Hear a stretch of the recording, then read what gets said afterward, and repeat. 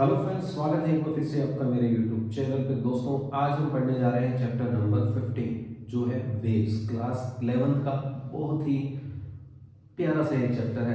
थोड़ा सा डिफिकल्ट कई बार ये बच्चों को लगता है क्योंकि इसमें आती है थोड़ी सी मैथमेटिक्स, तो वहाँ पे थोड़ा सा आपको डिफिकल्ट लग सकता है। लेकिन अगर आप स्टेप बाय स्टेप इस चैप्टर को समझेंगे और थोड़ी सी प्रैक्टिस करेंगे, एक बार खुद से टॉपिक्स को दोबारा से खुद से लिख के देखेंगे, तो मैं आपको गारंटी देता हूँ आपको ये चैप्टर बहुत अच्छे से समझ में आने वाला है बच्चों। तो आज मैं इस चैप्टर को स्टार्ट करने जा रहा हूँ और जो पहला टॉपिक हम पढ़ेंगे वो इस चैप्टर के नाम से ही रिलेटेड है, जो है वेव्स। तो सबसे पहले तो जो आपके चैप्टर का नाम है बेटा, जो है वेव, वो हमें पता होना चाहिए कि भाई वेव क्या होती है, ठीक है, या वेव मोशन क्या होता है। ठीक है, तो वेव या वेव मोशन क्या है? एक तरह का डिस्टरबेंस है जो किसी मीडियम में ट्रेवल करता है। ठीक है, मैं पहले डेफिनेशन लिख देता हूँ, फिर आपको एग्जांपल के साथ बहुत आसानी से बहुत अच्छे तरीके से बच्चों समझाया जाएगा। तो वेव क्या है बेटा? एक तरह का डिस्टरबेंस है। तो वेव या वेव मोशन जिसको बोल देते हैं कि wave is a kind of disturbance traveling in a medium। पहले लिख देता हूँ फिर अच्छे से आपको समझाता हूँ। पहले इसकी डेफिनेशन लिख रहा हूँ कि wave is a kind of disturbance travelling in a medium due to repeated vibrations of the particles of the medium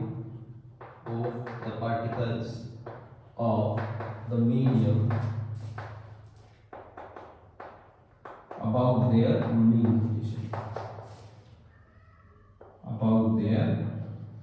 mean positions।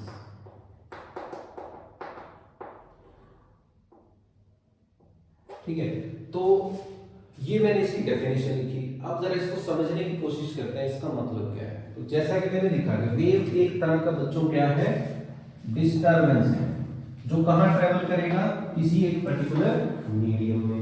अब मीडियम कुछ भी हो सकता है, वो वाटर भी हो सकता है, वो एयर भी हो सकती है, या कोई सॉलिड भी हो सकता है, वो भी हम आगे एग्जांपल डिस्कस करेंगे। ठीक है, और क्यों ट्रेवल कर रहा है उस मीडियम में?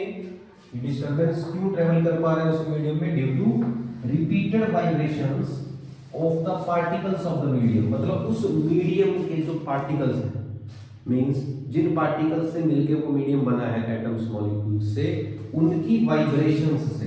किससे? वाइब्रेशंस। ठीक, ये और वाइब्रेशंस किसके अराउंड? वेव पोजीशन के अराउंड। तो वेव एक तरह का डिस्टरबेंस हुआ जो किसी मीडियम में ट्रेवल कर रहा है उस मीडियम के पार्टिकल्स की वाइब्रेशंस की वजह से। अब ये वाइब्रेशंस दो तरह की हो सकती हैं। मान लिया वेव इस तरफ जा रही है तो हो सकता है पार्टिकल्स ऐसे वाइब्रेट कर रहे हो ऊपर नीचे, और हो सकता है particles to and fro vibrate कर रहे हो। तो ये चीज अभी आपको समझाई जाएगी। अभी एक एग्जांपल लेके हम वेव को समझते हैं। ठीक है, बहुत ही आसान सा आपको एग्जांपल दूंगा और उससे आपको वेव बहुत अच्छे से जो है बच्चों समझ में आ जाएंगे। बहुत ही प्यारा सा आसान से एग्जांपल मैं आपको देने वाला हूँ। इसको मैं रब करता हूँ और आपको एक बहुत ही प्यारा सा एग्जांपल देता हूँ इसी से रिलेटेड। तो वेव को समझने के लिए हम एक डेली लाइफ का एक एग्जांपल लेके चलेंगे, वहां से कंसेप्ट आपको क्लियर होगा। देखो, सपोज ये एक तालाब है। ठीक है, यहाँ पे पानी है, तालाब है, उसमें पानी है और ये पानी इस टाइम पे रुका हुआ है ना। तालाब, नदी में तो पानी बहता है, तालाब में पानी रुका रहता है एक जगह पे। तो ये आप स्टिल वाटर का केस ले सकते हो। एक स्टिल वाटर का केस है आपके पास कि जो पानी है बेटा वो अपनी जगह पे रुका हुआ है, और आपने क्या किया? आपने पत्थर लिया और उसको इसमें फेंक दिया। तो आपने उठाया पत्थर और पत्थर को आपने इसमें फेंक दिया। पत्थर गया नीचे, गया गया गया गया, ऐसे गिरा टपक, पत्थर गया और पानी में गिरा टपक, और जैसे ही पानी में पत्थर गिरेगा तो क्या होगा, इमेजिन करो, आप सबको पता है क्या होगा, क्योंकि आप सबने कभी ना कभी पानी में पत्थर तो फेंका होगा, ठीक है ना। तो बच्चों जैसे ही ये पानी पत्थर में नहीं, सॉरी, पत्थर पानी में, ठीक है ना। तो जैसे ही बेटा ये पत्थर, ये स्टोन पानी में गिरेगा तो उससे पानी में एक डिस्टरबेंस क्रिएट होगा। और अगर आप इसको ऊपर से देखो कि मान लिया आप यहाँ से इस पूरे नज़ारे को देख रहे हो तो आपको पानी में कुछ इस तरह का डिस्टरबेंस देखने को मिलेगा कि मान लीजिए हमारा पानी है। अब मैं आपको जो व्यू दिखा रहा हूँ पानी का, वो एक हेलीकॉप्टर व्यू होता है, ऊपर से आप देख रहे हो तो ऐसे पत्थर आता है और यहाँ पे गिरता है तो पत्थर के चारों ओर आपको कुछ इस तरह की सर्कुलर रिंग्स देखने को मिलेंगी। एक डिस्टरबेंस जो है पानी में ट्रैवल करेगा। क्या ऐसा देखने को मिलेगा? यस और नो? अगर यस तो कमेंट बॉक्स में जरूर करें कमेंट अपना। सच में ऐसा ही होता है, पत्थर जाता है टपक और इस तरह से एक डिस्टरबेंस ट्रैवल करना शुरू कर देता है, ठीक है। यानी कि जैसे ही पत्थर पानी में गिरा तो पानी में एक डिस्टरबेंस क्रिएट हुआ, इस तरह से पानी ऊपर नीचे होना शुरू हो गया, वेव्स बननी शुरू हो गई। इसी डायग्राम को यहाँ मैं दिखाऊं तो जैसे ही पत्थर यहाँ गिरा तो पानी में क्या होगा, इस तरह की वेव्स बननी शुरू हो जाएंगी चारों तरफ 360 डिग्री के एंगल पे। तो इस तरह से डिस्टरबेंस 360 डिग्री के एंगल पे जो है प्रोपेगेट होना शुरू हो जाएगा हर डायरेक्शन में, ठीक है। साइड से देखोगे तो ऐसा दिखेगा, ऊपर से देखोगे तो ऐसा दिखेगा, पानी ऐसे जा रहा है, ऐसा होता है नहीं होता। इसमें जो ऊपर वाला पोर्शन है पानी, जहाँ पे पानी अपने नॉर्मल लेवल से ऊपर उठ जाता है उसको बोलते हैं बच्चों क्रस्ट। क्या बोलते हैं? क्रस्ट। और जहाँ नीचे की तरफ चला जाता है उसे बोलते हैं ट्रफ। तो ऐसा क्यों हुआ वो भी डिस्कस करेंगे। तो अभी आपको वेव का कंसेप्ट थोड़ा क्लियर हुआ होगा इससे, ठीक है ना। जैसे ही आपने पानी में पत्थर फेंका तो पानी में क्या बनी बेटा, एक डिस्टरबेंस क्रिएट हुआ और हम बोलेंगे पानी में क्या ट्रेवल कर रही है, अब एक वेव ट्रेवल कर रही है। देखो कैसे। तो जब आपने पानी में पत्थर नहीं फेंका था, वो स्टिल वाटर का केस था, तो उस टाइम पे जो लेवल था सभी वाटर के मॉलिक्यूल्स का, मतलब वाटर का जो लेवल था वो यहाँ पे था। ये वाटर का कैसा लेवल है बेटा, सपोज नॉर्मल लेवल, ऐसा लेवल है normal level.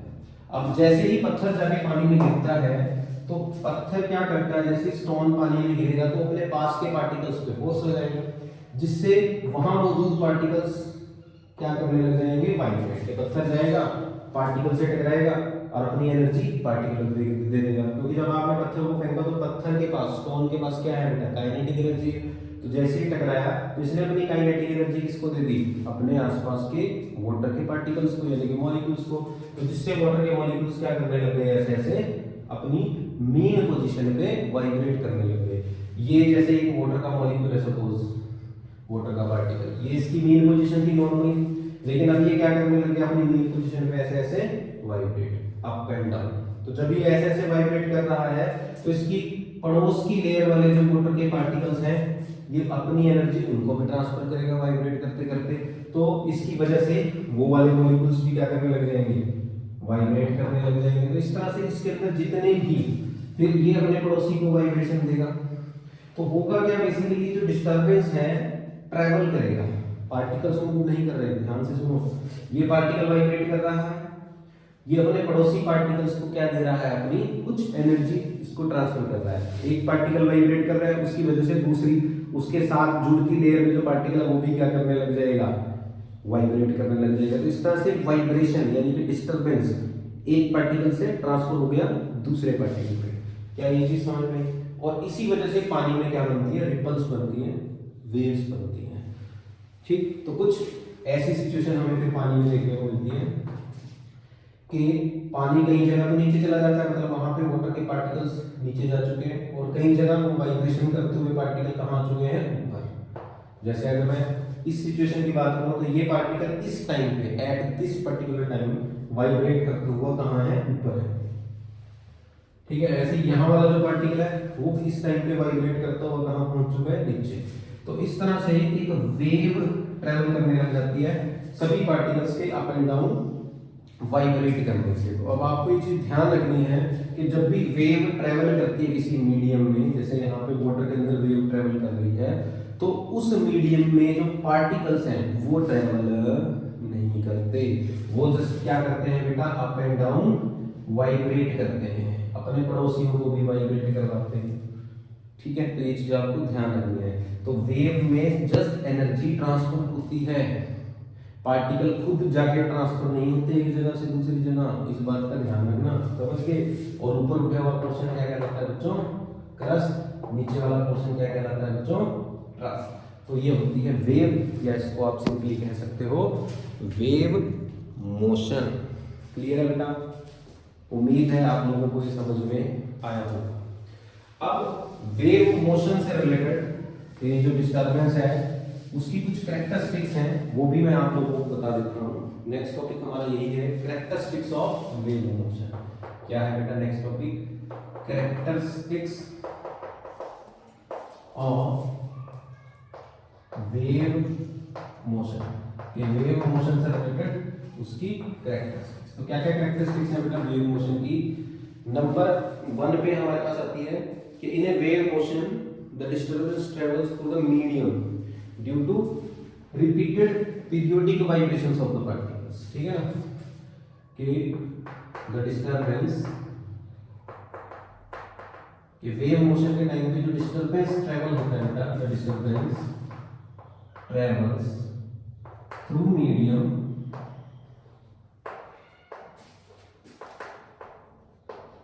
Due to repeated periodic vibrations of the particles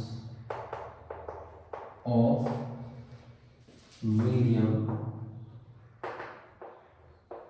about their mean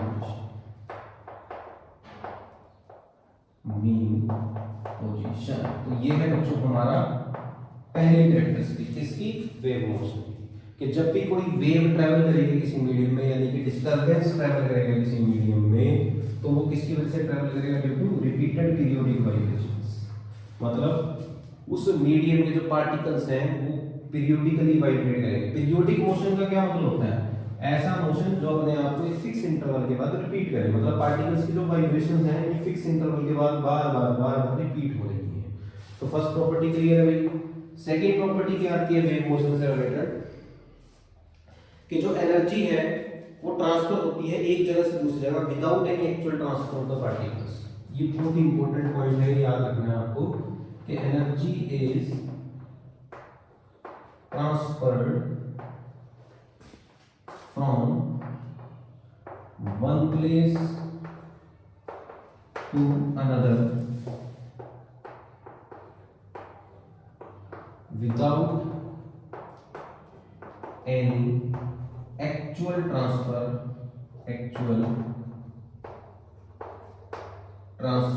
of particles of the medium। ठीक है, मीडियम के जो पार्टिकल्स हैं उनके बिना एक्चुअली मूव किए ही हमारी वेव में एनर्जी ट्रांसफर हो जाती है। मैं अभी तुम्हें बता के भी कि पार्टिकल्स एनर्जी लेके नहीं जाते एक जगह से दूसरी जगह, वो डिस्टर्बेंस ट्रेवल होता है। एक पार्टिकल अपनी जगह वाइब्रेट कर रहा है, उसने दूसरे को एनर्जी दी, दूसरे ने तीसरे को दी, तो इस तरह से एनर्जी ट्रांसफर हो जाती है। ठीक है, नेक्स्ट आता है थर्ड पॉइंट इससे रिलेटेड। और थर्ड पॉइंट है आपका कि हर एक पार्टिकल जो डिस्टर्बेंस गेन करता है अपने पड़ोसी पार्टिकल से, वो एक थोड़े से टाइम के बाद, ऐसा नहीं होता, मतलब कहने का मतलब है कि जैसे पानी की में जब वेव चली तो उसमें ऐसा तो नहीं होता ना कि सारा पानी एक बार में ऊपर या सारा पानी नीचे। कुछ पार्टिकल नीचे जा रहे होंगे वाइब्रेट करते टाइम किसी टाइम पे, कुछ पार्टिकल ऊपर जा रहे होंगे। तो पार्टिकल्स जब वाइब्रेट कर रहे होंगे तो उनके बीच में एक फेस डिफरेंस रहता है कि अगर कोई नीचे जा रहा है तो उस टाइम पे कोई ऊपर भी जा रहा होगा। ऐसा नहीं है कि सभी सेम फेस में है, एक ऊपर जा रहा है तो दूसरा ऊपर, कोई ऊपर जा रहा है कोई नीचे जा रहा है। ठीक है ना, यानी कि जो हर एक पार्टिकल है वो डिस्टर्बेंस को जब रिसीव करता है थोड़े टाइम बाद करता है। ठीक है, तो each particle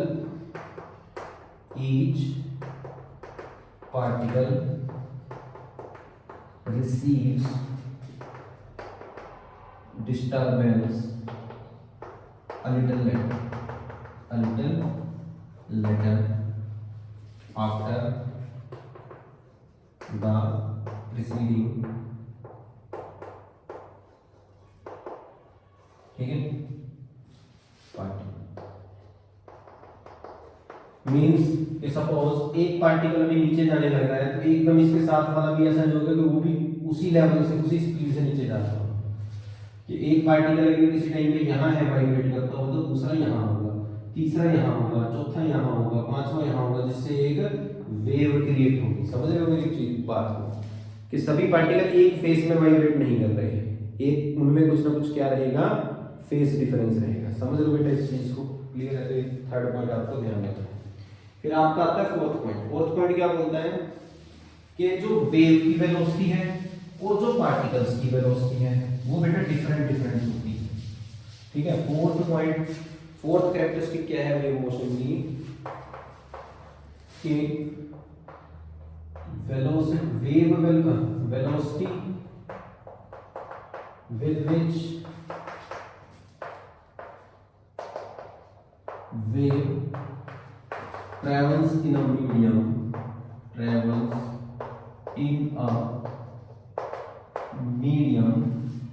is different from the velocity with which the particles are vibrating.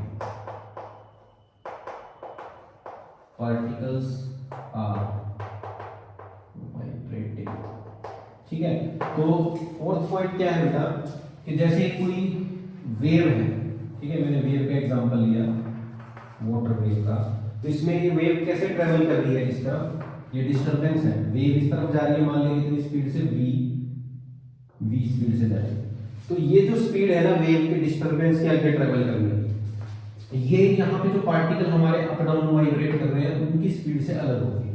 जैसे अगर मैं इस पार्टिकल का एग्जांपल लेता हूँ, तो इस पार्टिकल के वाइब्रेट करने की स्पीड और डिस्टरबेंस के आगे जाने की स्पीड टोटली डिफरेंट होगी, अलग होगी। समझ लो? तो वेव वेलोसिटी अलग कंसेप्ट है और पार्टिकल वेलोसिटी अलग कंसेप्ट है। तो आपको ये ध्यान रखना है कि हमारे पार्टिकल की जो वेलोसिटी है वो वेव वेलोसिटी की इक्वल नहीं होती, वेव वेलोसिटी अलग है और पार्टिकल की वेलोसिटी अलग है। आए बात समझ में? अब इससे नेक्स्ट प्रॉपर्टी भी इसी से रिलेटेड है, फिफ्थ प्रॉपर्टी। फिफ्थ प्रॉपर्टी क्या बोलती है कि जो वेव वेलोसिटी होती है किसी भी डिस्टरबेंस की, वो थ्रू आउट द मीडियम क्या रहती है, कांस्टेंट, ठीक है। Wave velocity in a medium, wave velocity in a medium is constant throughout,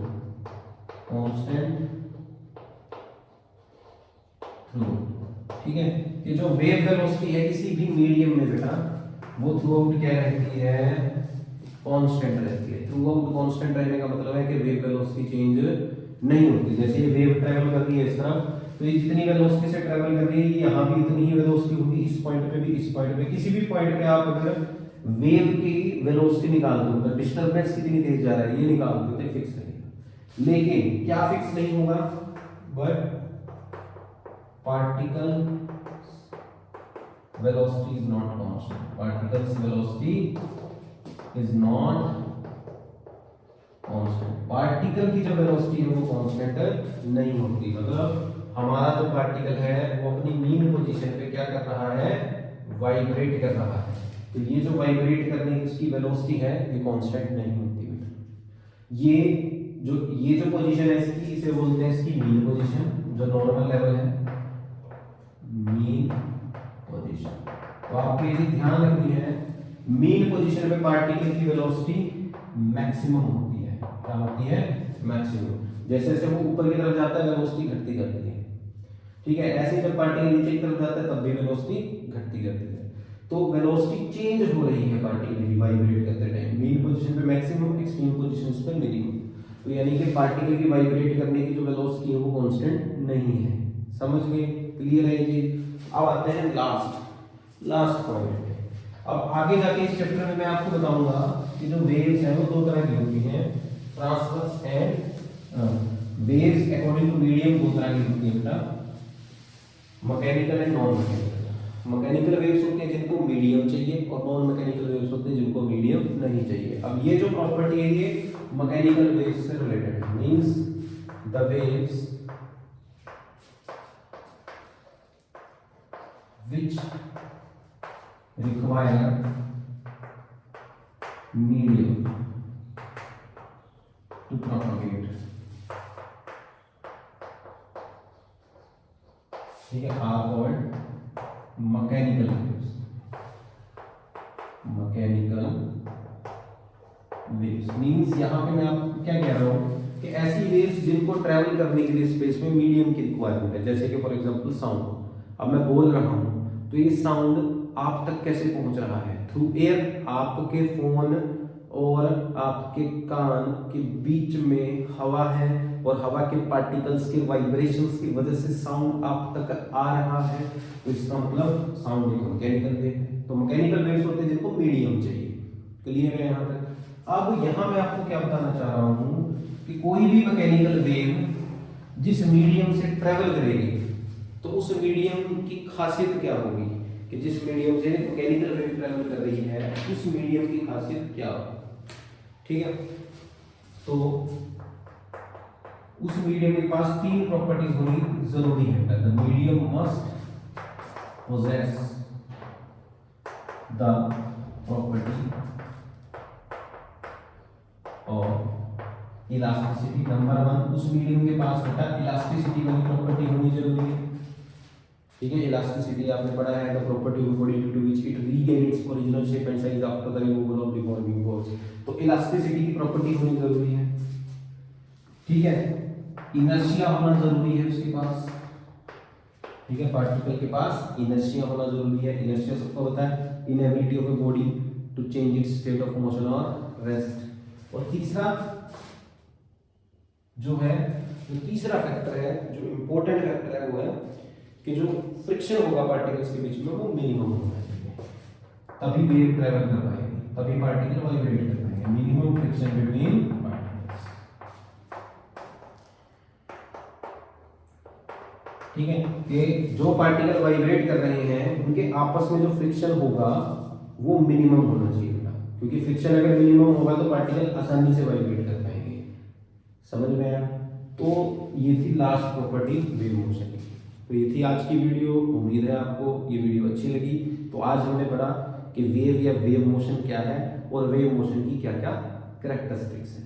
आगे हम इस चैप्टर को और कंटिन्यू करेंगे। अगर आपको वीडियो अच्छी लगी तो लाइक जरूर करें, नए हो तो चैनल को सब्सक्राइब जरूर करें और कमेंट बॉक्स में जरूर लिखें क्या आप इस वीडियो का नेक्स्ट पार्ट भी देखना चाहते हो, लेक्चर 2, लेक्चर 3, लेक्चर 4, ये सब लेक्चर्स देखना चाहते हो या नहीं, ये कमेंट बॉक्स में जरूर लिखें ताकि मैं आपके लिए इस पूरे चैप्टर को फिर कंप्लीट करूँ। मिलते हैं नेक्स्ट वीडियो में, तब तक के लिए पढ़ते रहें,